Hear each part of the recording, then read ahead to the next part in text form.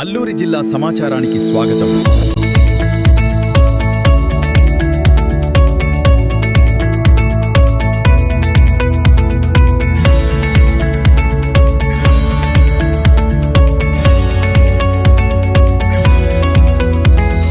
అల్లూరి ఏజెన్సీలో ఆదివాసీ గిరిజన సంఘాలు జీవో నెంబర్ 3 సాధన కమిటీలు ఇచ్చిన బంద్ నేపథ్యంలో నేడు శనివారం నుండి పూర్తిస్థాయిగా ఉదయం నుండి జరిగిన బంద్ ప్రశాంతంగా ముగిసింది.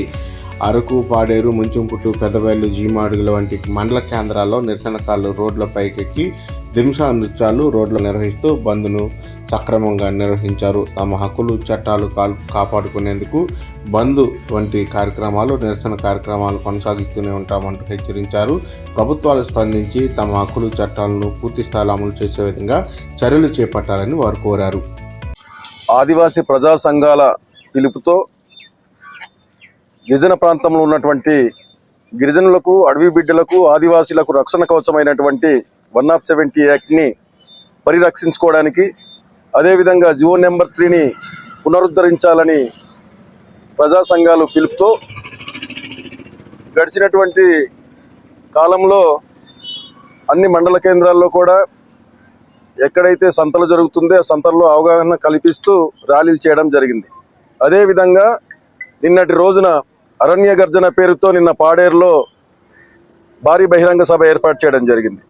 అదేవిధంగా ఈరోజు 8వ తారీఖున మన్యంలో అన్ని ప్రాంతాల్లో కూడా ఈరోజు బంద్ నిర్వహించడం జరుగుతుంది. అయితే ఈ బంద్ని ఏదైతే మా ఆదివాసీలు, మా గిరిజన బిడ్డలు చేస్తున్నటువంటి ఈ బంద్ని నిర్వీర్యం చేయడానికి ఈరోజు ఈ కూటమి ప్రభుత్వం కుట్ర పన్నుతూ పోలీసు వారితో ఈరోజు ఇక్కడ ఉన్నటువంటి వాహనాలని యథా ప్రాంతానికి పంపించడానికి ఈరోజు ప్రయత్నాలు చేస్తున్నారు. మేము ఒకటే చెప్తున్నాం, ఇటువంటి కుట్రపూరితమైనటువంటి ఆలోచనలు మీరు మానుకోండి. ఎందుకంటే మా ఆదివాసీల జోలికి వస్తే ఈ ఏదైతే ఉద్యమం ఉందో తీవ్రతరం చేసి ప్రభుత్వానికి తగిన గుణపాఠం చెప్పడానికి మేము ఆదివాసీలంతా కూడా సిద్ధంగా ఉన్నామనే విషయాన్ని కూడా ఈ సందర్భంగా తెలియజేస్తున్నాం. జై ఆదివాసీ, జై ఆదివాసీ. ఈరోజు చూస్తున్నాం, ఈరోజు ఈ కూటమి ప్రభుత్వంలో ఉన్నటువంటి ఈ నాయకులు కనీసం ఈ ఏదైతే 170 యాక్ట్ గురించి నోరు మెదపని పరిస్థితి ఈరోజు కనిపిస్తుంది. మేము ఒకటే అడుగుతున్నాం, మా వైఎస్ఆర్ కాంగ్రెస్ పార్టీ పూర్తిగా ఈ 170 యాక్ట్ని పరిరక్షించడానికి మా జగన్మోహన్ రెడ్డి గారు ముందున్నారు. అదేవిధంగా ఏదైతే చట్టాలు ఉందో ఆ చట్టాలు అమలుకై ఇదే విధంగా మా గిరిజన ప్రాంతంలో ఉన్నటువంటి మా జీవో నెంబర్ 97 రద్దు చేసే విషయంలో కానీ అన్ని విషయాల్లో కూడా మేము గిరిజన ప్రాంతంలో ఉన్నటువంటి ప్రజలందరికీ మేలు చేసే విధంగా ముందుకెళ్ళడానికి మా పార్టీ కట్టుబడి ఉందనే విషయాన్ని కూడా ఈ సందర్భంగా తెలియజేస్తున్నాం.